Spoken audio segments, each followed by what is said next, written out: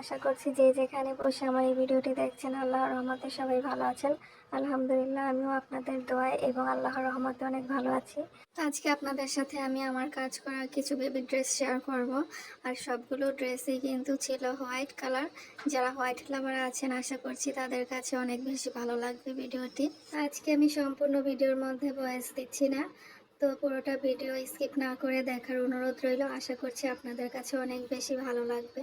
আর ভালো লেগে থাকলে লাইক এবং শেয়ার করে দেবেন প্লিজ, এবং কমেন্ট করে জানাবেন অবশ্যই ড্রেসগুলো কেমন হয়েছে। তো আল্লাহ হাফেজ।